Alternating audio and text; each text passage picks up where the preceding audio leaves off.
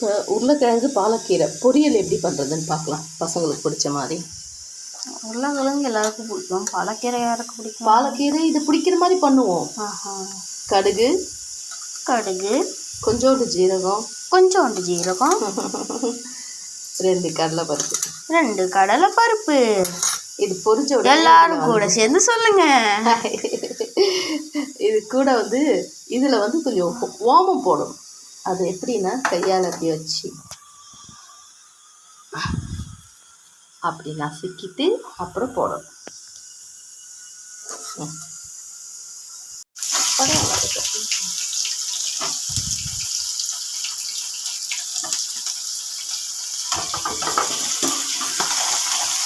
வெங்காயம் நல்லா வதங்கட்டும்.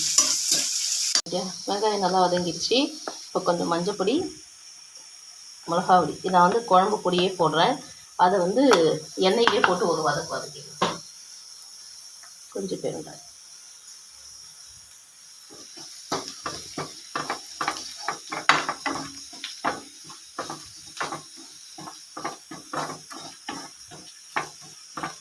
வதக்கிட்டு மிளகா அப்படி வாசனை போனப்போ அந்த கீரையை அதில் போட்டு இது சட்டுன்னு வெந்துடும். அதனால் கொஞ்சம் நேரம் மூடி போட்டு வேக விடணும்.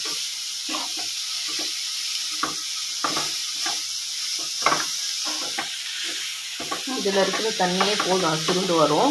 கொஞ்சம் நேரம் வேகட்டும், அப்புறம் பார்க்கலாம். லேசாக உப்பு போட்டு ஒரு வதக்கி திருப்பி மூடி வைக்கணும். சுருடுது, கலர் ரொம்ப மாறக்கூடாது, பச்சை கலரு. அதுக்குள்ளே உருளைக்கிழங்கு போட்டு உப்பு தேவையான அளவு போட்டு வதக்கணும். இங்கே பாருங்கள், உருளைக்கிழங்கு பாலக்கீரை கண்டிப்பாக குழந்தைங்க விரும்பி சாப்பிடுவாங்க.